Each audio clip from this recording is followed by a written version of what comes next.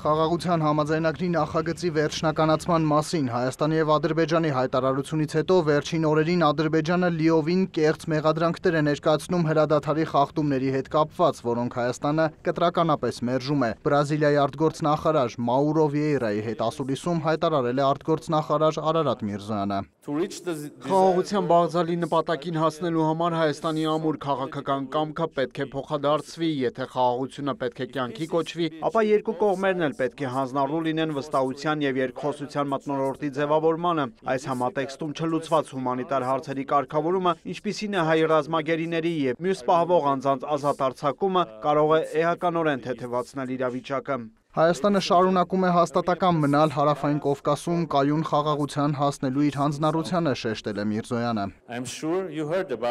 Վստահ եմ, որ տեղյակ եք Հայաստանի եւ Ադրբեջանի միջև հարաբերությունների կարգավորման վերաբերյալ վերջին զարգացումների մասին, համաձայնելով խաղաղության պայմանագրի նախագծի վերջին տարբերակին, Հայաստանը ճանապարհ հարթեց նախագծի տեքստի վերջնականացման եւ նախագծի շուրջ բանակցությունների ավարտի համար։ Մենք գնահատում ենք Բրազիլիայի անապաղ արձագանքն այս իրադարձությանը։ Այսպիսով պայմանագիրը պատրաստ է ստորագրման եւ Հայաստանը պատրաստ է ստորագրել պայմանագիրը, որը կարող է դառնալ տարածաշրջանում կայուն խաղաղության հաստատման կարևոր հիմնասյուն։ Ես մեծ հետաքրքրությամբ լսեցի Հայաստանի կառավարության տեսակետները Ադրբեջանի հետ տևական խաղաղության հաստատման հեռանկարների վերաբերյալ։ Նախարար Միրզոյանին վերահաստատեցի Բրազիլիայի աջակցությունը տարածաշրջանում կայուն խաղաղությանն ուղղված դիվանագիտական ջանքերին։ Մեր գոհունակությունն եմ հայտնել նաև Հայաստանի եւ Ադրբեջանի միջև սահմանազատման գործընթացի առաջընթացի կապակցությամբ եւ հույս հայտնել, որ այդ գործընթացը կշարունակվի նույն արդյունավետ ոգով։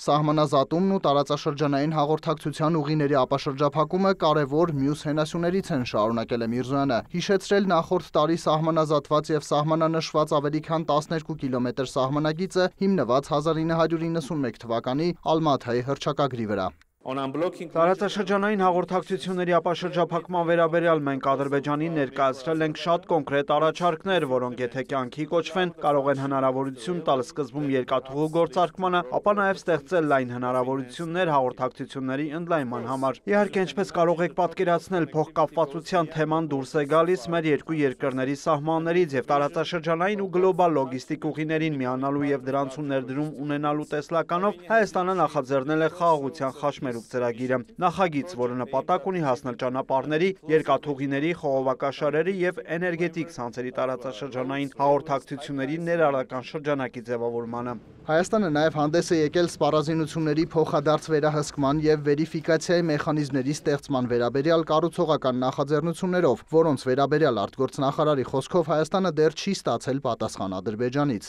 Հայ-բրազիլական հարաբերությունների մասին խոսելով Արարատ Միրզոյանը բարձր է գնահատել Բրազիլիայի եւ անձամբ նախարար Վիեյրայի հետաքրքրությունը Հայաստանի հետ կապերի խորացման գործում։ Այս այցը հնարավորություն է ընձեռում նախանշելու առավել հավակնոտ հեռանկար։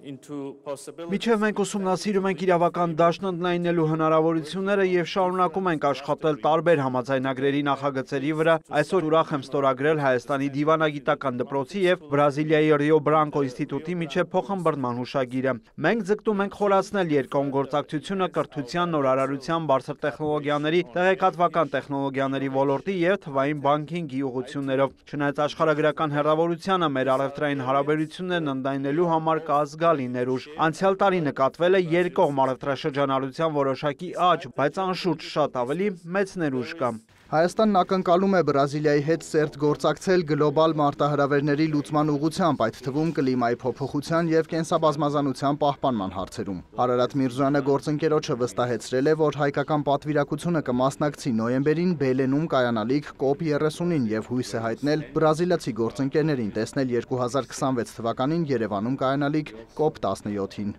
Հայաստանը վարում է հավասարակշռված եւ ապագային միտված արտաքին քաղաքականություն, որը նպատակ ունի պահպանել կայունությունը, ընդլայնել տնտեսական հնարավորությունները եւ ամրապնդել մեր հանձնառությունը ժողովրդավարական արժեքներին։ Մենք հավատարիմ ենք մնում Բրազիլիայի եւ այլ գլոբալ գործընկերների հետ երկկողմ կապերի խորացմանը, մեր տարածաշրջանում խաղաղության ամրապնդմանը եւ ավելի արդար եւ անկողմնակալ միջազգային կարգի հաստատմանը։ Նախարար Միրզոյանն այցելել է մայրաքաղաք Բրազիլիայի հիմնադիր 21-րդ նախագահ Ջոսելինո Կուբիշեկին նվիրված հուշահամալիր, գրառում կատարել պատվավոր հյուրերի մատյանում։ Մուշեղ Իսախանյան, լուրեր։